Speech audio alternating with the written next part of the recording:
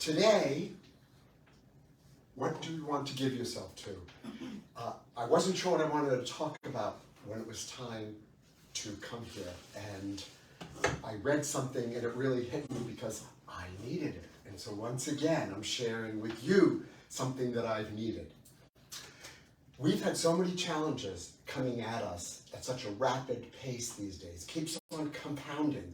I find leaving no time to process or let them move through us. So many folks I know are tired, hurting, scared. Recently, I've been having a difficult time too. Between the world news, the news here in this country, COVID, monkeypox, feels like it's coming from everywhere. In fact, Natalie, could you show the...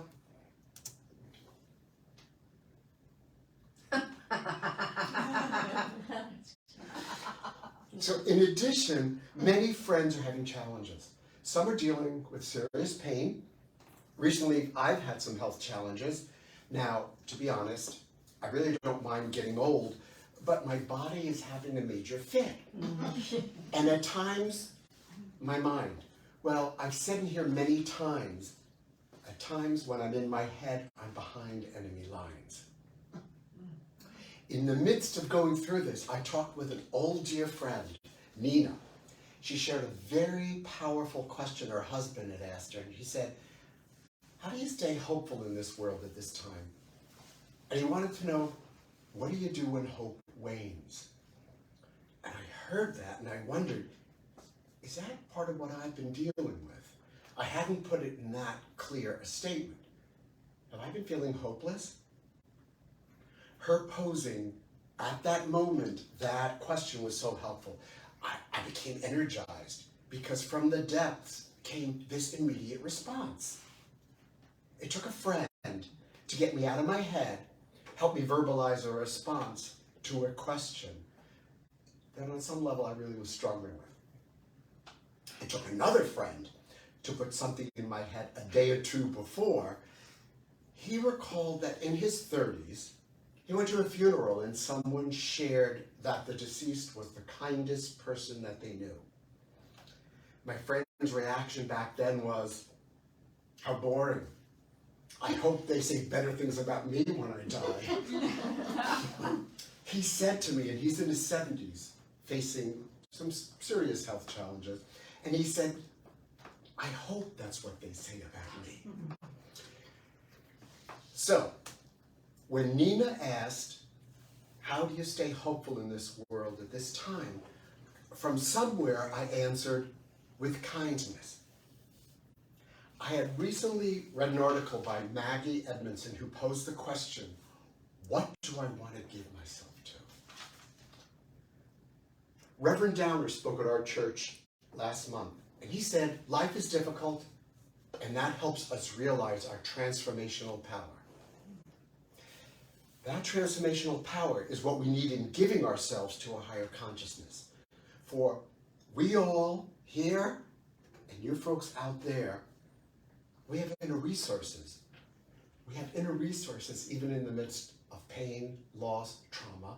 I bet some of you have experienced those inner resources at this point in your life. Like the chambered nautilus, says Edmondson, we build new chambers to house new stages of our life. The question, what do I want to give myself to, can be helpful as we consider how the latest chamber of our life will be furnished. So, what do you want to give yourself to? How do you want to furnish the chamber of your life at this moment? I'll make it easier. Natalie, can you put up the next slide? Whoa!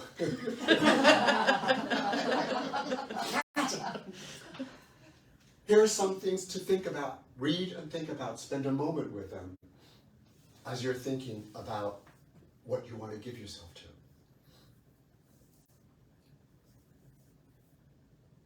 5 principles, as you know, a lot of the unity churches have different words for it. These are your words.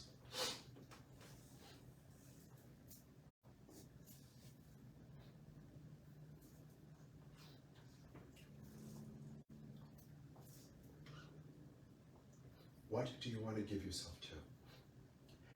As thou seest, so thou beest, said Charles Fillmore. As thou seest, so thou beest. And don't we all want to beest, more loving and joyful and hopeful, rather than tormented, hopeless, or capitulating to what seems inevitable? How can you give yourselves to these principles and at the same time be hopeless? It's a question I'd ask myself. Someone said that we live tossed along in a stream of past conditioning and habit, that we live battered by powerful currents which affect how we cope with the world today, since we are largely living at their command. Past conditioning, habit, combined with recent world events and situations, pretty explosive combination. Yet when we feel disturbed and anxious, says Maggie Edmondson, we might ask ourselves if this is what we want to give ourselves to. When we're bitter or angry at someone, when we're in despair of the world, is this what we want to give ourselves to? Charles Schulz of Snoopy fame puts it in a much less existential way. He said, life is like a 10-speed bike. Most of us have gears we never use. These days, life is asking us to use new gears. Life is certainly asking me to use new gears. Or I decided maybe not so new. I think I've tried some of them before.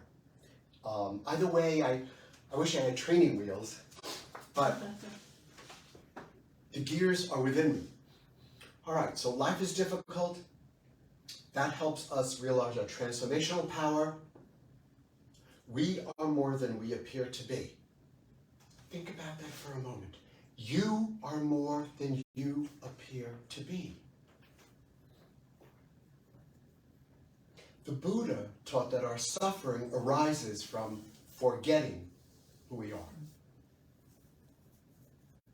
Albert Camus, of all people, wrote that no matter how hard the world pushes against us, within us, there's something stronger, something better, pushing right back. And that is because we are unlimited spiritual beings, divine at our cores. 1920s unity writer Emilda Octavia Shanklin reminded us that the you of today begets the you of tomorrow. To improve the product, the you of today must transcend the you of yesterday. Again, to improve the product, the you of today must transcend the you of yesterday. Does the world need to do something different, or do I? I do not want to give myself to hopelessness, so the me of today needs to transcend the me of yesterday. But how? How do I do that? I have thoughts, not necessarily answers, but some things that have helped me this past month in preparing this, that I've needed to be mindful of yet again in my life. Things that we've talked about in unity, and yet we're reminders for each other. And that's what I find very often when I listen to services in my church, the reminders of things that I know. I also talked with some folks and asked them how they maintain hope these days. Actually, for some, it was more accurate. How do they return to hope? Some talked about exercise, gratitude, limiting caffeine intake, increasing caffeine intake, spending time with spiritual readings, meditating, limiting news intake. Let me focus on some of the things that help the me of today transcend the me of yesterday. Firstly, let yourself feel what it's like hearing the news. Don't be afraid of the anguish or pain or the anger you feel, because these emotions and responses arise from the depth of your caring and the realization of our interconnectedness with others. We just need to give ourselves kind, friendly space to receive an uncomfortable thought or feeling. If what we resist persists, which is what we say in unity, what we feel, we can heal. Moving towards hope depends on us being aware of feeling hopeless. But, and this is really important for me, there's a difference between being aware and drowning and getting swallowed up by the feeling. Someone said, and I love this, you can visit a cemetery without building a house there.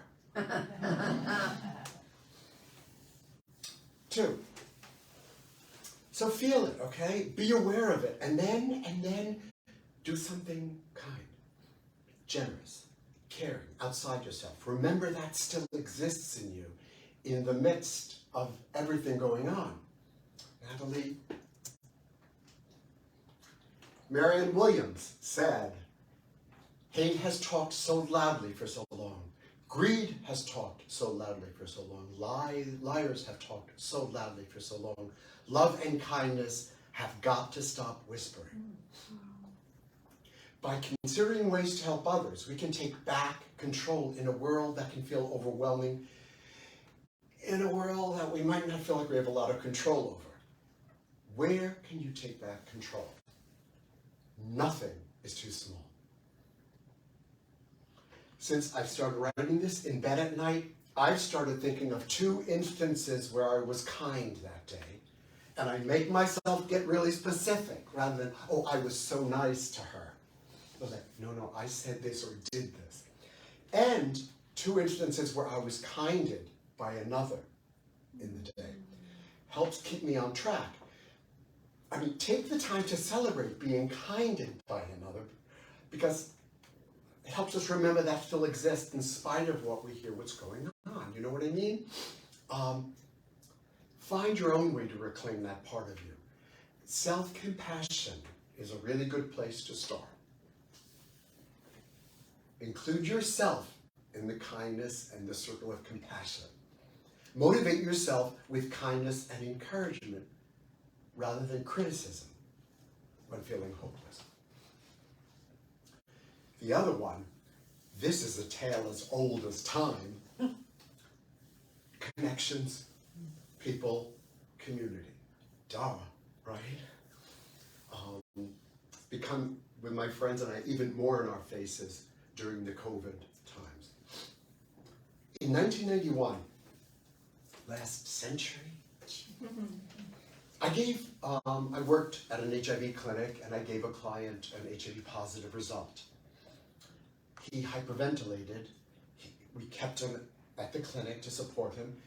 And what he said is, I can't do it alone anymore. What struck me, and those were the days that many people were dying when they got results. They had been sick for many years. What struck me was that it wasn't the HIV that initially took his breath away. It was having to ask another for help. He would have to reach out. I can't do it alone anymore. We don't need to. There's so many ways to reach out nowadays with text, calling, email. Now, it's not always easy if I'm depressed or I'm feeling isolated. Okay? Might not be easy if I don't have somebody who I trust. We do have silent unity. We do have other numbers that we can call. It might be risky for some people to reach out. Perhaps when they've reached out before, they've been met with rejection, pain, or hurt. So only the person can really weigh one risk against the other, the benefit or the risk, or ask someone who you trust to help you do that. So I don't want to just minimize saying just connect with somebody. There are issues with that, safety issues sometimes. Take in love from the people you can feel love from. Who in your life is life affirming, however you define that. Maybe it's just silent unity. Who is not life affirming? Doesn't mean they're not good friends or good people. But what you may need, they might not be able to give you at that time. Right? Who can remind you of who you are? Or pose questions to you like, what do you do when hope wanes? Now, on the other hand, Maybe you don't need to talk about the issue. Maybe you need someone who can help you take a break from the issue, from the internal tapes, someone who makes you laugh. Obvious stuff, right? I've started staying at friends' houses in the area. I used to drive up to New York, where I'm from, visit my sister in Vermont. I have friends in the city area and up in the Catskills. And it's been wonderful just hanging out with friends where it's easy. I can do my introverted stuff. We can have time together. We can watch stuff together. I live alone. Yes, I live alone. Well, I do when the committees up here aren't meeting, you know? So getting out of my home helps me get out of my head. So, as I said, I've started staying with friends who live in the area. A friend from church and I have been doing sleepovers at her home for 1 year, just had our 1-year anniversary. It was the 5th anniversary of her husband's death last year, and we were talking, and she said, could you come for dinner? And then I said, sure. I said, do you want me to stay over? I get the basement, it's dark and cold, it's a bedroom, I love it. We watch things together. With my friend Jane, I'm not behind enemy lines. We talk about our issues. We remind each other of new, sometimes not so new perspectives and truths, getting out of our heads into our hearts. Again, she's a unity person. Then we move on, we refocus on how we're growing, on laughing, on watching Netflix, on what she's making for dinner, healing each other as we're healed. Her physical pains are not the focus anymore, as they are when she's alone. That's been one of the things that friends who are studying pain and taking classes on it are learning over and over again, that it doesn't mean it's not there, but it's not the focus. She's engaged, laughing, processing things. And me, I'm in my heart, not my head. We agree that that's been a gift of COVID as we experience the giving and receiving or one energy flow. Just like Course in Miracles says, when the miracle flows both ways. The next one, you've also heard before. Rethink your words. It can feel natural to me to use dramatic statements these days like, I'm broken. The world is broken. I have. Those words and interpretations have a powerful impact on how we feel and behave in our lives. While it's important to allow ourselves to name and honor the feelings, when we overstate, especially over and over again, the circumstances that are already painful, our emotions escalate in intensity. Catastrophic thinking can either trigger or exacerbate negative emotions. In unity, we know the power of our thoughts and our words. So we might want to replace thoughts or phrases like the world is falling apart, not replace them with bright Pollyanna kind of like statements. But I need to do something to improve X. I need to do something to make a difference to someone right now. What can I do at this moment to live from my heart? Or whatever else one comes up with. Speaking of heart, I have recently had heart issues pop up again. And friends pointed out that I was using the word to deal with what I call a setback. I would say, I'm so disheartened by this. I wasn't aware of it. Okay? Now, my words didn't cause it, but I don't want to give any power to it. I don't want to affirm it. So I stopped saying it, thanks to a friend who told me what she was hearing. And now I just say, this sucks.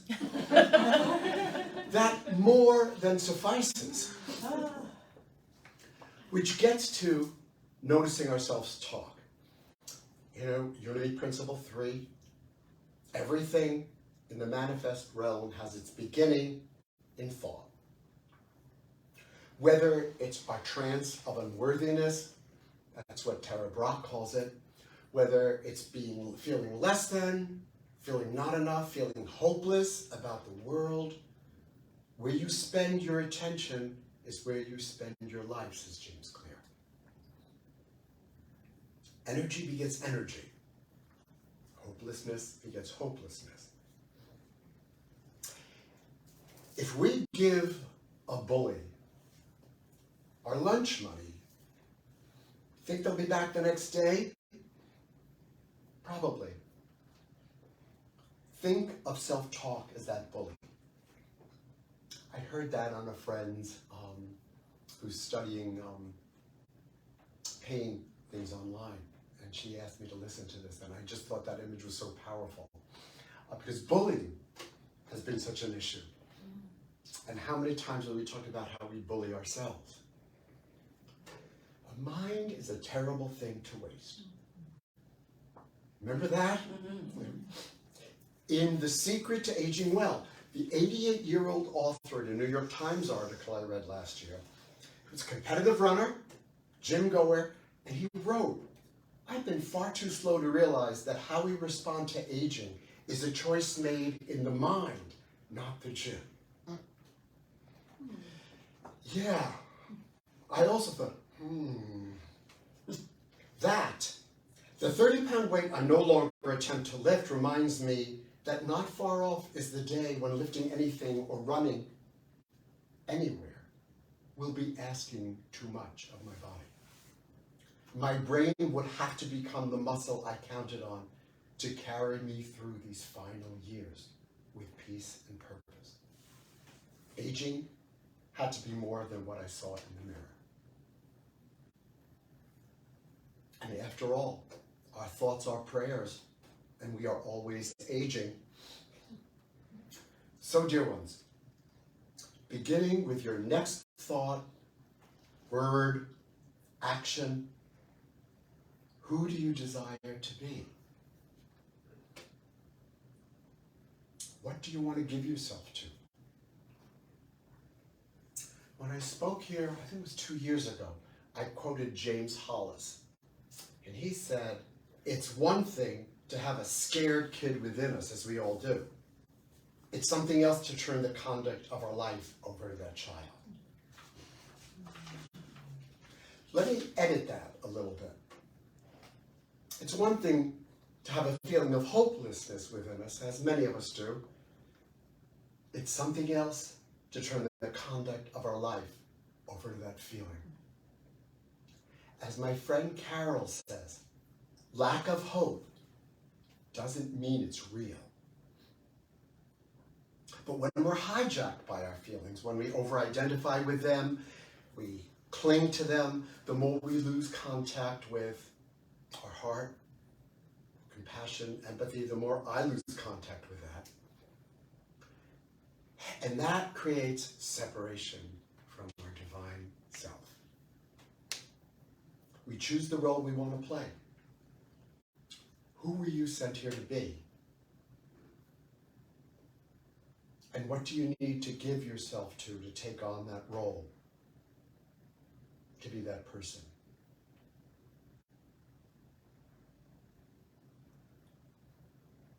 Our lives are not dependent on being a certain way. If they were, we'd be in more trouble than we are now. Skillfully navigating the world means observing our thoughts, which create our perception of reality. Joel Goldsmith, in The Thunder of Silence, talks about the whole secret lies in making a transition from a thinking mind to a mind at rest in a state of awareness. A mind at rest. A mind at rest is aware of the voice of the ego, and that's nothing else but a conditioned mind pattern, as Eckhart Tolle tells us. The voice of the ego is a conditioned mind pattern. But a pattern that can hurt, belittle, reinforce our unworthiness. It's a pattern that can maim, eviscerate, and sometimes kill us or another. Skillfully navigating this world means not battling with our mind, but instead witnessing it. Witnessing how we talk to ourselves, how we talk to ourselves about the world, talk to ourselves about human nature, our health, our ability to make a difference, or the level of hope. Hope. Remember Pandora? Do folks remember Pandora? Learning that in, I think, 6th grade, Mrs. Feeney's class up in Long Island. Well, I looked it up just to make sure my memory was correct, and I found something else that was interesting. Pandora is a figure from Greek mythology who was not only the first woman, but as an instrument of punishment, she was the wrath of Zeus, was held responsible for releasing the ills of humanity into the world. That we never learned in 6th grade, that there was yet another civilization that believed, that put woman in this role. Yeah. Right? Mm-hmm. Okay. But the part that I want to talk about is she was given a jar. It became a box later on, it seems. She was given a jar to take down to earth, and she was told she must never open that under any circumstances. Well, of course, curiosity got the best of Pandora. She lifted the lid off the storage jar, which released all the evils of the world.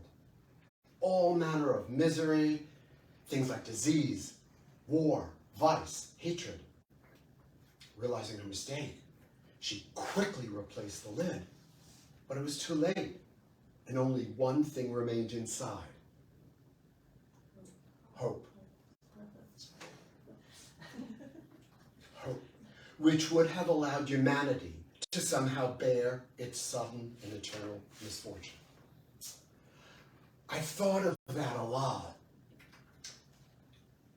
and I thought, I don't believe hope is left in Pandora's jar. I can't. How can I believe that and say I believe what I hear on Sundays, at least between 11 to 12? That's when our church meets also. How can I hold both of those? Now, maybe hope isn't the issue for you, or being hopeless. Whether or not it is, my friend Nina's response to my thoughts still might resonate. And she emailed me after our talk. You pick something and do something. Not to save the world, just to remain alive and human. Blessings, my alive and human friends.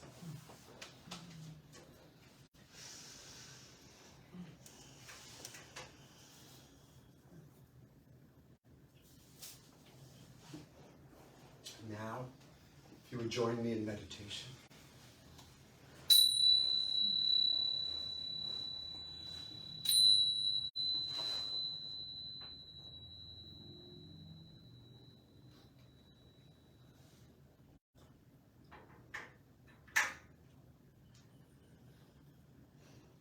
Whether you're in this room or you're watching, we are joining together in silence.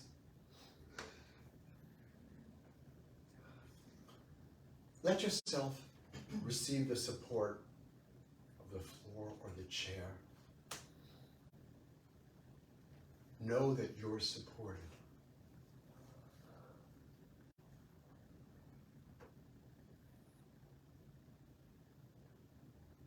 Notice your breath with a soft awareness.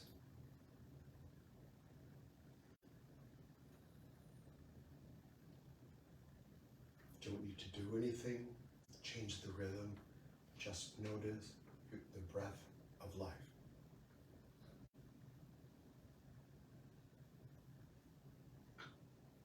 And breathe into the sweetness of your heart. And when you breathe out, send that sweetness throughout your body.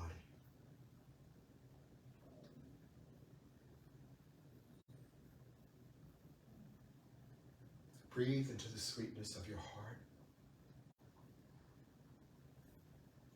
When you breathe out, send that sweetness through the entire room.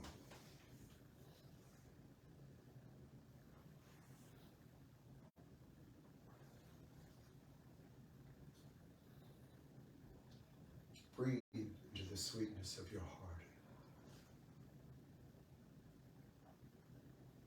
When you breathe out, send that sweetness wherever it needs to be.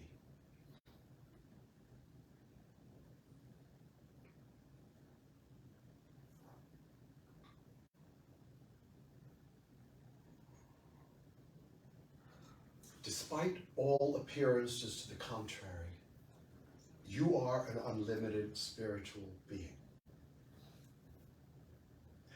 Notice the thoughts that float through your mind as you respond to that statement. Don't judge them. Just observe them. Despite all appearances to the contrary, I am unlimited spiritual being.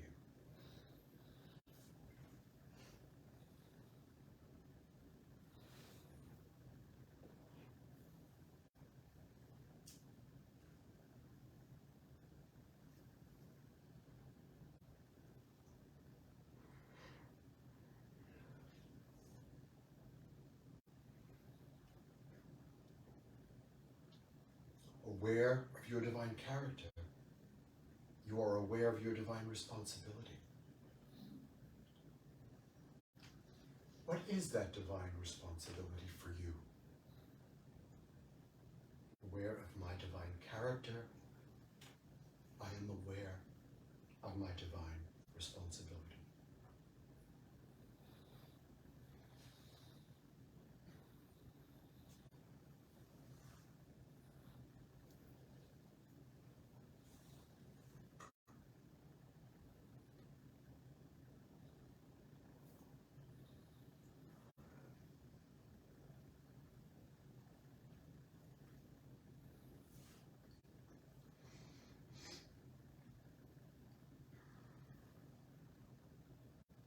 And finally,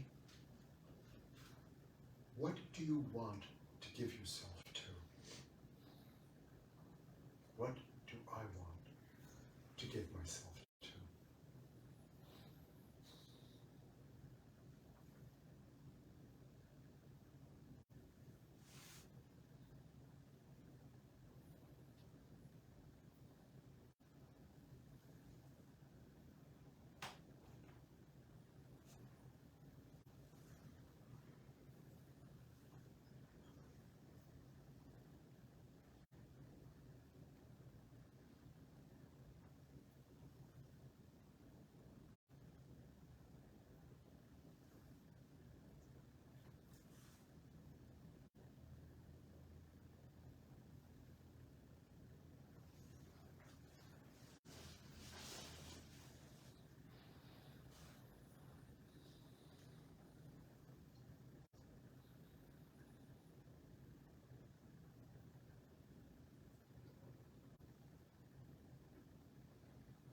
Review your thoughts.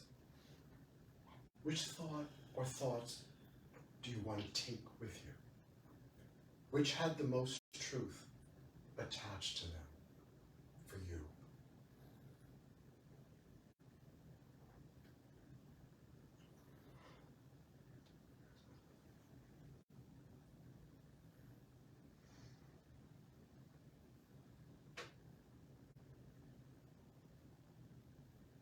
Gather them and gently, always gently, return to your space with these truths. I live the truth I know. I live the truth I know, thereby ensuring that the me of today transcends the me of yesterday, as the me of tomorrow will transcend the me of today. And so